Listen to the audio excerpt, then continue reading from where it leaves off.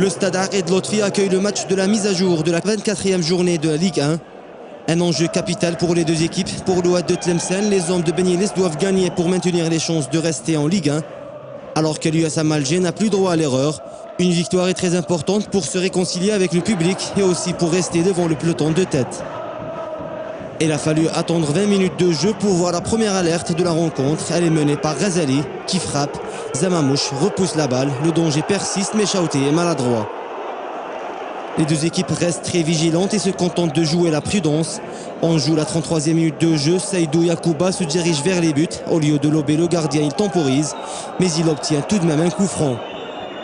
Yacouba ne doit pas s'en vouloir puisque Bouazza s'est occupé du reste. Il transforme ce coup franc en but et permet à son équipe de mener à la marque.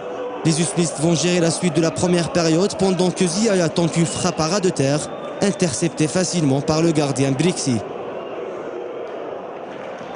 En seconde période, ce sont les Tlemceniens qui vont tenter le tout pour le tout. 55e minute de jeu, jolie combinaison de l'attaque tlemcenienne, puis centre de Ghazali, mais la défense Usmis s'interpose. Ensuite, l'un des joueurs les plus vus de cette partie va céder sa place au jeune espoir Yeto. Pour sa première participation au match officiel avec l'USMA, le Nigérien Yacouba a bien tenu son rôle, pourtant utilisé dans l'aile droit. Un autre Usmiste qui est très en forme ces dernières semaines, c'est Ahmed Gasmi. Après un gros travail individuel sur le côté droit, il tente l'énorme exploit, mais sa frappe est sur la barre. Dans les derniers instants de la rencontre, les Tlemceniens vont tout donner, mais c'est sans compter cette parade de Zamamouche. Le gardien international réussit le geste du jour en sauvant son équipe de l'égalisation, puisque l'arbitre Miel siffle la fin de la rencontre.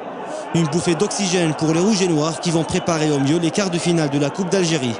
Alors qu'avec cette défaite, les Ianites se compliquent la situation. Il sera désormais très difficile d'assurer le maintien en Ligue 1.